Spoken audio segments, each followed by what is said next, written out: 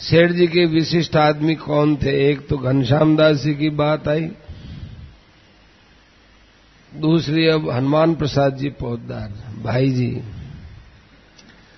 सेठ जी की कर्म शक्ति की धारा घनश्याम जी में जैसी उतरी थी, वैसे ही उनकी भाव शक्ति की धारा भाई जी में उतरी। उनसे भक्ति की एक मधुर प्रखर धारा बह निकली। भाई जी ने हरि नाम का रस, लीला का रस बरसाना शुरू किया और हजारों नहीं लाखों लाखों व्यक्तियों को प्रत्यक्ष एवं परोक्ष रूप से इस भाव राज्य में प्रवेश कराया। भाई जी ने गोविंदका जी के लिए भजन भी बनाया। जयति देव जय दयालु देवा, परम गुरु परम पूज्य परम देव देवा, सब विधि तव चरण शरण आए पर्योदासा, दीनहीन मति मलिन तदपि शरण आशा, पातक अपार कियो दया को भिखारी, दुखित जान राख शरण पाप पुंजहारी, अबलों के सकल दोष क्षमा करहु स्वामी, ऐसो करु जाते पुनि हो न कुपथगामी, पात्र हो कुपात्र हो भले अनधिकारी, तदपि हो तुम्हारे अब लेहु मोहि उबारी, लोग कहत तुमरो सब मनहु कहत सोई, करिए सत्य सोई नाथ भव भ्रम सब खोई, मोरी और जनी निहारी, देखिए निज तन ही, मेरी और मत देखो, आप अपनी तरफ ही देखो, हटकरि मोई राखिए हरि संतत तल पनही, कहो कहा बार बार जानऊ सब भेवा, जयति जय दयालु देवा, परम गुरु परम पूज्य परम देव देवा। भाई जी ने सेठ जी के प्रति महापुरुष वंदन शीर्षक से एक पद भी बनाया था। लंबा चौड़ा पद है। भाई जी को सेठ जी ने जैसीडी में भगवान के दर्शन करवाए।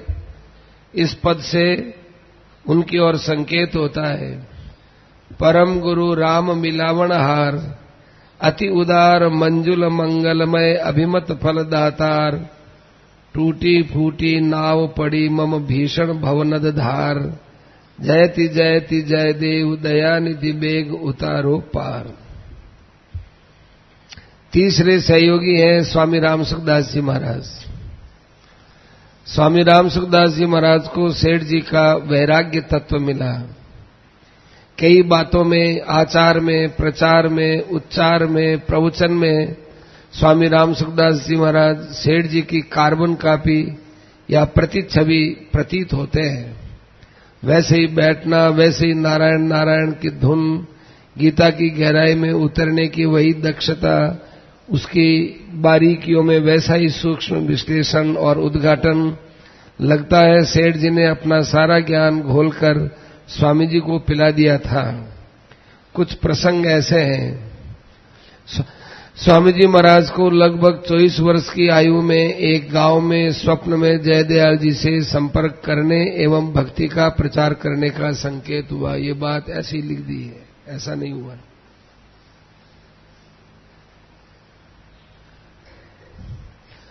वैसे स्वामी जी का सेठ जी से प्रथम मिलन ऋषिकुल ब्रह्मचर्य आश्रम में हुआ था, ये बात सही है। बात इतनी थी कि सेठ जी के लेख पढ़ते थे स्वामी जी महाराज।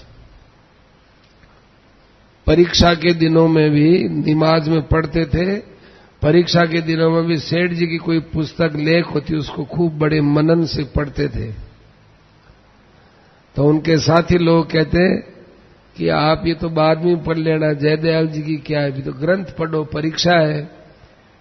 तो वो कहते मुझे इसमें मिठास लगता है जयदयाल जी की पुस्तकों में। एक बार महाराज जी के विद्या गुरु जी मथुरा गए थे। वहां पर तत्व चिंतामणि का पहला भाग दुकान पर आया हुआ था, सेठ जी का लेख। उसको लेकर के आए विद्या गुरु जी, ला करके, और नमाज की बात है,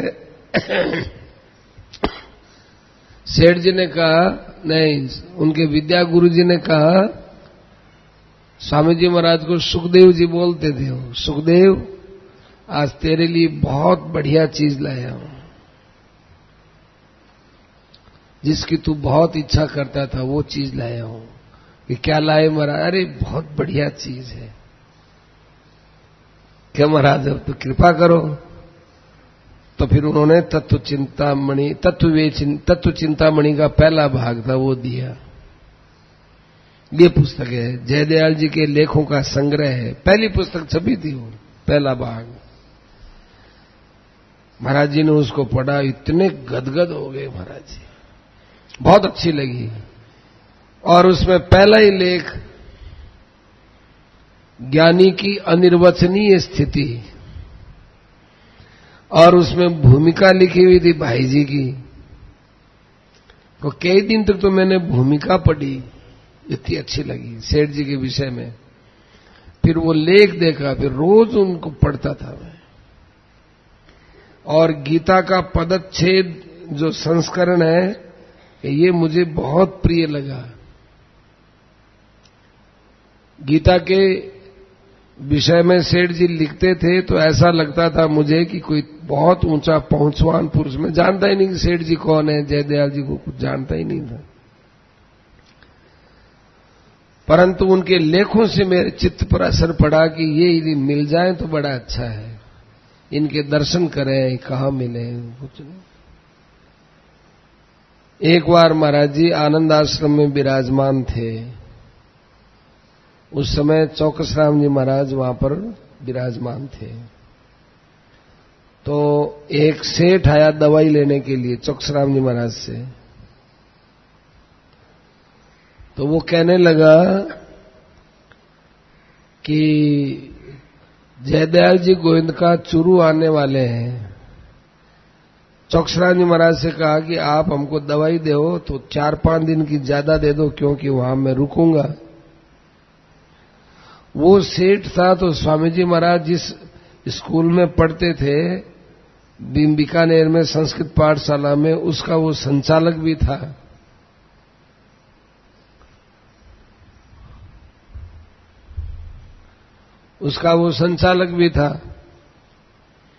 तो स्वामी जी महाराज सेठ को जानते थे और सेठ स्वामी जी महाराज को जानता था। अब स्वामी जी महाराज के पास पैसा नहीं, कहने की आदत नहीं। कोई भगवान की ऐसी कृपा हुई, उस सेठ ने अपने आप ही कहा कि राम सुख जी थे भी चाल हो गए, कोई मार्कंड किरायो नहीं है कि आप किराया क्यों थे, कहीं बात करो, चालनो हो तो चालो। कि इतनी प्रसन्नता हुई मुझे कि देखो अब भगवान अपने आप ही भेज रहे हैं, कहने का स्वभाव नहीं, पैसा मेरे पास नहीं, बिना टिकट यात्रा करनी नहीं। तो महाराज जी वहां गए। तो महाराज जी पहुंचे, दूसरे दिन सेठ जी आने वाले थे। तो चुरू ब्रह्मचर्य आश्रम के पीछे कोई कुटिया वगैरह बनाई हुई, कुटिया में रहते थे महाराज जी। महाराज जी के साथ में चवनराम जी एक और थे संत, दोनों साथ रहते थे। तो दोनों एक कुटिया में रहते। तो उधर दूसरे दिन सेठ जी आए, क्या मेरी थी मौन, स्वामी जी महाराज के मेरी मौन थी। दूसरे दिन जब सेठ जी आए तो सेठ जी को पता चला कि कोई संत भी आए हैं। तो फिर सेठ जी दूसरे दिन आए, फिर कहा कि यहां संत आए हुए हैं, तो सेठ जी मिलने आए। सेठ जी मिलने आए तो सेठ जी ने कहा कि बोलो संता, हमारे लाए कोई काम है तो काम बताओ। तो सेठ जी ने मन में कहा कि आपको काम बुढ़ाने के लिए आए हम। ऊपर से तो बोले कि आप जबान अभी मौन थी, मन में ये कहा कि आपको बहुत बड़ा काम बुलाने के लिए आए हैं। खूब प्रसन्नता से दर्शन हुए। थोड़ी देर बाद में अब सेठ जी का सत्संग होगा। तो स्वामी जी महाराज सत्संग में पधारे, सत्संग सुने, गीता का विवेचन हुआ। उस विवेचन में सेठ जी ने ऐसा गहरा विवेचन किया और कहा कि संस्कृत का ज्ञान तो मेरे बराबर नहीं है इनको। संस्कृत का ज्ञान मेरे बराबर भी नहीं है, मैं जानता हूं, उससे ज्यादा नहीं जानते, लेकिन गहराई से इतना विचार है इनका, इतना गहरा विचार है, क्योंकि मैं बहुत आनंद पूर्वक गीता का विवेचन सुना। फिर हम चले गए। एक बार तीर्थ यात्रा ट्रेन में स्वामी जी, नारायण श्रावगी वगैरह कई लोग बैठे हुए थे। सेठ जी ने स्वामी जी की तरफ संकेत करते हुए कहा कि स्वामी जी, आप मानते तो नहीं है, लेकिन ये लोग आपके शिष्य हैं। स्वामी जी ने सेठ जी की तरफ इशारा करते हुए कहा कि आप मानते तो नहीं है, लेकिन मैं आपका शिष्य हूं।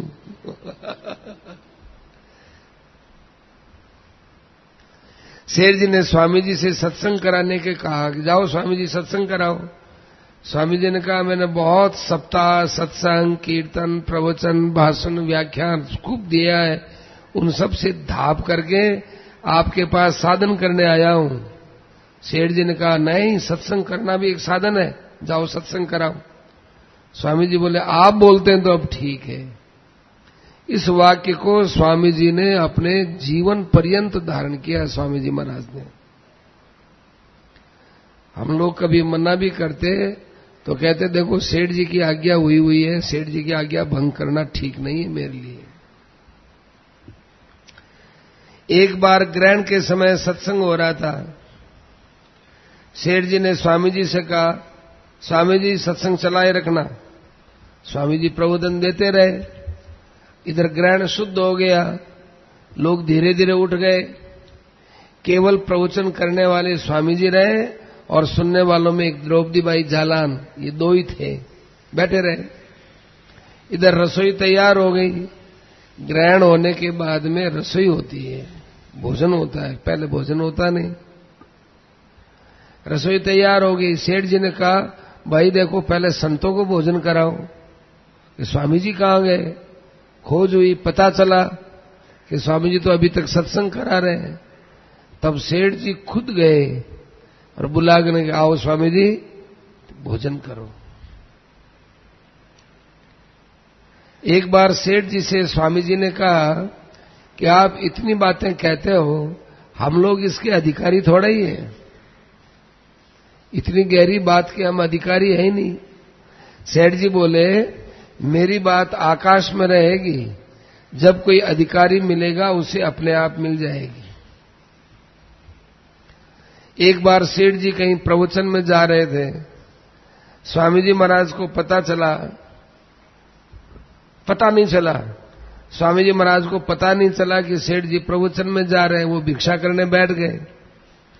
भिक्षा करने बैठे, थोड़े ग्रास लिए, तब महाराज जी को पता चला कि सेठ जी प्रवचन के लिए जा रहे हैं।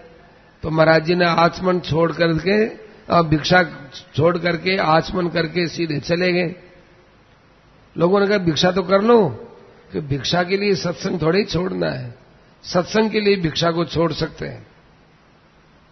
उस समय 24 घंटे में एक बार भिक्षा लेते थे। एक बार स्वामी जी गीता प्रेस आए हुए थे। प्रातः 3 बजे शौच स्नान के लिए नदी की ओर जाने के लिए गेट पर आए तो गेट बंद मिला। गेट खुलने का समय प्रातः 4 बजे का था। दिन में उन्होंने सेठ जी से पूछा कि साधु को फाटक खोलने के लिए कहना चाहिए कि नहीं कहना चाहिए। सेठ जी ने कोई उत्तर नहीं दिया। दूसरे दिन फाटक जल्दी खोल दिया गया। स्वामी जी ने कहा कि सेठ जी मैंने तो आपसे प्रश्न किया था, मुझे उत्तर तो दिया नहीं, फाटक खुलवा दिया। सेठ जी बोले पहले हम अपने कर्तव्य का पालन करें, फिर आपका कर्तव्य बताएं। कर्तव्य में तो हमारी गलती है, हमने गेट नहीं खोला, आपका क्या कर्तव्य बताएं। एक बार स्वामी जी ने कहा मैं तो एकांतवास करना चाहता हूं। सेठ जी ने कहा स्वामी जी एकांतवास में जाकर आप अपनी मुक्ति कर लोगे, अकेले भोजन करना बढ़िया है क्या? स्वामी जी बोले मैं बहुत सुनाता हूं लेकिन लोग मानते तो है नहीं, जस के तस ही रहते हैं, कितना ही कह दो वो उसी प्रकार से रहते हैं, अपना स्वभाव बदलते ही नहीं, फिर बकबक करने से क्या फायदा। सेठ जी ने कहा मैं भी तो सुनाता हूं। अपना काम केवल सुनाने का है। हम लोगों का अपना काम करना चाहिए, दूसरों क्या करते हैं ये नहीं देखना चाहिए। स्वामी जी ने एकांतवास का विचार छोड़ दिया। सेठ जी के शरीर शांत होने के बाद स्वामी जी महाराज गीता प्रेस के ट्रस्ट में बैठे हुए थे और महाराज ने ट्रस्टियों से कहा कि अब ये संस्था वैसी नहीं चलेगी जैसी सेठ जी के समय चलती थी, क्योंकि आप लोगों की दृष्टि में पैसे का महत्व ज्यादा है। किसी ट्रस्टी ने कहा कि महाराज जी हम रुपया पैसा उठाकर ले जाते हैं क्या? गीता प्रेस का पैसा गीता प्रेस में ही तो रखते हैं। स्वामी जी महाराज ने कहा कि इसके तो मेरे मन में कल्पना भी नहीं है, पर पूज्य सेठ जी के सामने पैसा आता था सफल होने के लिए और आप लोग पैसों से अपने को सफल मानते हैं, ये अंतर है। अब एकदम सच्ची घटना, उसका अर्धांश दिया है, आधा अंश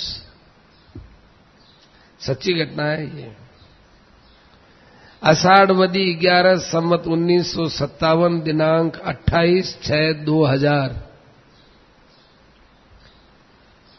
स्वामी राम सुखदास जी महाराज का सत्संग गीता भवन में चल रहा था, गीता भवन नंबर 3 में, और वहां षोडश नाम का कीर्तन हो रहा था, हरे राम का कीर्तन हो रहा था। उस समय पुरुषोत्तम दास जी अजीत सरिया ने देखा कि भगवान शंकर डमरू लेकर नाचते हुए आए और वहां बैठ गए। इसी बीच सेठ जी भी आए, धोती बगलबंदी एवं पगड़ी धारण कर रख रखा था उन्होंने, सेठ जी ने, और जूता पहन रखा था। जूता खोलकर पहले बैठने के लिए कुर्सी मंगाई, फिर स्वामी जी के पास ही चबूतरे पर बैठ गए। कीर्तन के बीच में स्वामी जी से वे काफी बातें कर रहे थे सेठ जी, उनको दिखता है, स्वामी जी महाराज को नहीं, पुरुषोत्तम दास जी अजीत सरिया को। फिर सेठ जी छमछमिया मंगाकर सीताराम सीताराम नारायण का कीर्तन कर रहे थे, और सेठ जी का एक प्रिय भजन था, फिर उड़ जाएगा रे हंस अकेला, बस इसका वो खूब गान कर रहे थे। और अन्य बातों के बीच में स्वामी जी से कहा सेठ जी ने, स्वामी जी हमने शरीर 5 वर्ष पहले छोड़ दिया था, वह उम्र आपको दे दी गई है। हमने हमारा 5 वर्ष जो उम्र पहले शरीर चला गया उसकी 5 वर्ष उम्र आपको दी है। स्वामी जी का शरीर इस घटना के ठीक 5 वर्ष बाद वही आषाढ़वदी 11 पूरी हुई संवत 2062 3/7/2005 को रात्रि में लगभग 3:40 पर शांत हुआ। ये तो उसी दिन वहां फैक्स में आ गया था सब जगह, ये सब सच्ची बात थी, और भी कई बातें थी उसमें।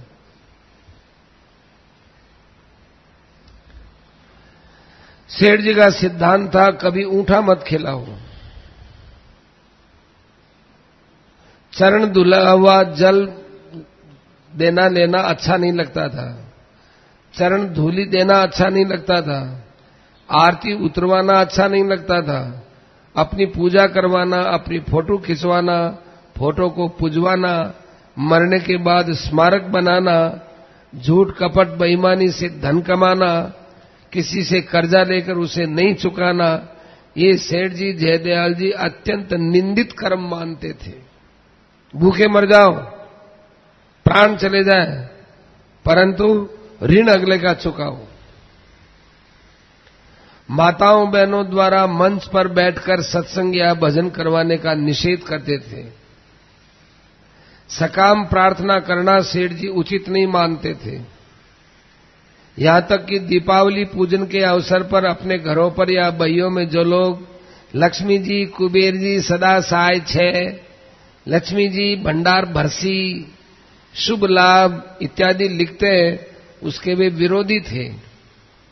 वे केवल भगवत प्रीत्यर्थ बातें ही लिखवाना चाहते थे, जैसे परमात्मा देव सर्वत्र विराजमान, भगवत कृपा सर्वत्र विराजमान, लक्ष्मी कुबेर सदा सहाय छे, धन की आशा से पूजन करना अच्छा नहीं मानते थे।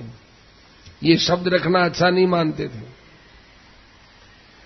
उनका ये भी कहना था कि जो वक्ता होता है उसको श्रोताओं का ऋणी होना चाहिए, क्योंकि श्रोताओं के बिना वक्ता कैसे बोलेगा।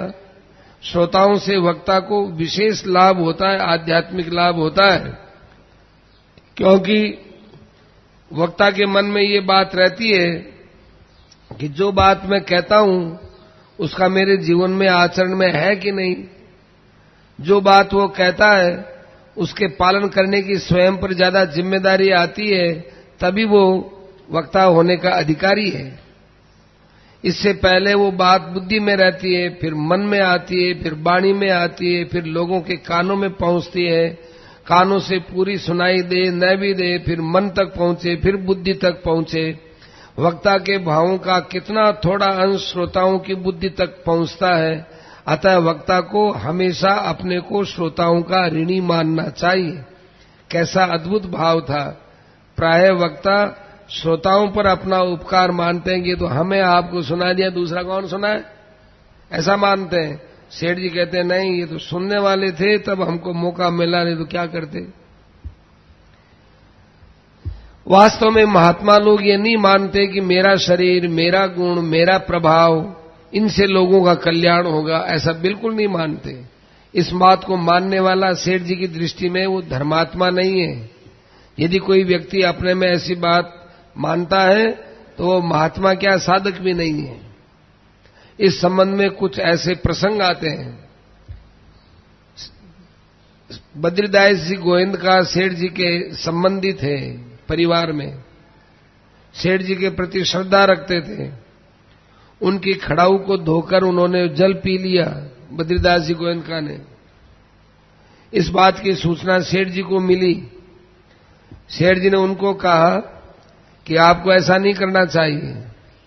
जिस बात को मैं गलत बताता हूं, करने का निषेध करता हूं, वो कभी भी नहीं करनी चाहिए। यदि चोरी से धन मिलता हो तब भी चोरी नहीं करनी चाहिए। ऐसे ही मैं मना करता हूं, आप खड़ाऊ धोकर पीते हो, पी लिए हो, ये अब भविष्य में कभी नहीं होना चाहिए।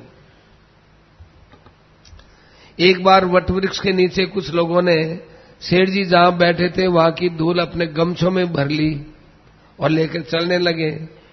किसी ने आकर सेठ जी को कहा, सेठ जी को पता चला। उन्होंने कड़ाई से उनको बुला करके धूल वापस वहां डलवाई और कहा कि धूल ले जाने वाले को नरकों में जाना पड़ेगा। सब डर गए। बोले सेठ जी तो हमसे गलती हो गई, आइंदे तो नहीं करोगे? आइंदे बिल्कुल नहीं करेंगे। तो जहां से धूल लाए वहां पर वापस डाल दो, अब नरक में नहीं जाना पड़ेगा। एक दिन हरिराम जी लोहारी वाला ने पूछा कि एक व्यक्ति तो साधन करके भगवत प्राप्ति करता है और एक को महापुरुष के दर्शन, तीर्थ सेवन या अंतिम समय में स्मृति होने से भगवत प्राप्ति होती है। प्राप्ति होने के बाद तो दोनों समान ही है ना, फिर साधन की खटनी क्यों करें? इतना लाभ, फिर उससे खटनी करने से क्या लाभ होगा? हमको तो कोई महापुरुष मिल गए, उनका दर्शन कर लिया, उससे हमको तो भगवत स्मृति हो जाएंगी। सेठ जी ने बताया कि जो साधन को खटनी समझता है वह साधन के तत्व को जानता ही नहीं है। जिसे साधन के द्वारा मुक्ति होती है उसका जन जीवन पर जो असर पड़ेगा वह वैसे ही मुक्ति मिलने वाले का नहीं पड़ेगा। साधन भजन करेगा उसका सारे समाज पर असर पड़ता है, और जो यूं ही मुक्त हो जाता है चुपचाप ही, उसका असर नहीं पड़ता।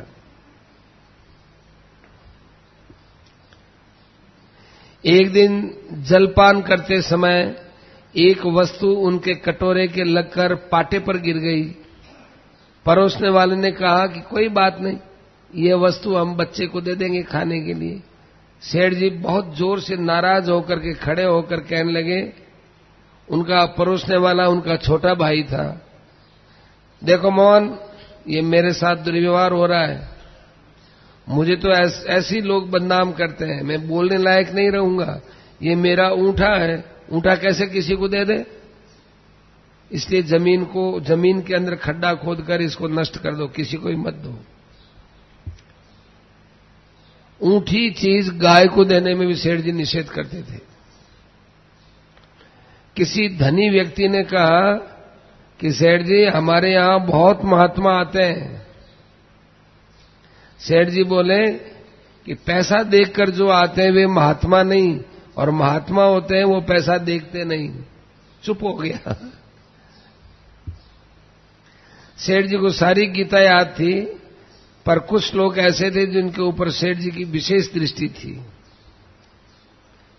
सेठ जी का ये भजन बड़ा प्रिय था, उड़ जाएगा रे हंस अकेला, दिन दोई का दर्शन मेला, राजा भी जाएगा, जोगी भी जाएगा, गुरु भी जाएगा, चेला, मात पिता भाई बंधु भी जाएंगे और रुपये का थैला, तन भी जाएगा मन भी जाएगा, तू क्यों भया है गैला। ये उन्हीं का ही बनाया हुआ है।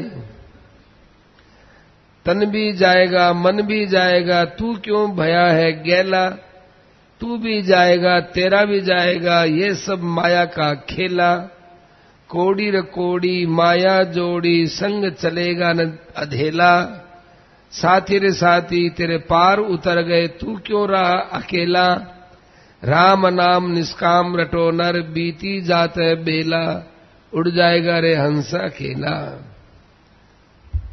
और कीर्तन में उनको श्रीमन नारायण कीर्तन विशेष ज्यादा प्रिय लगता था।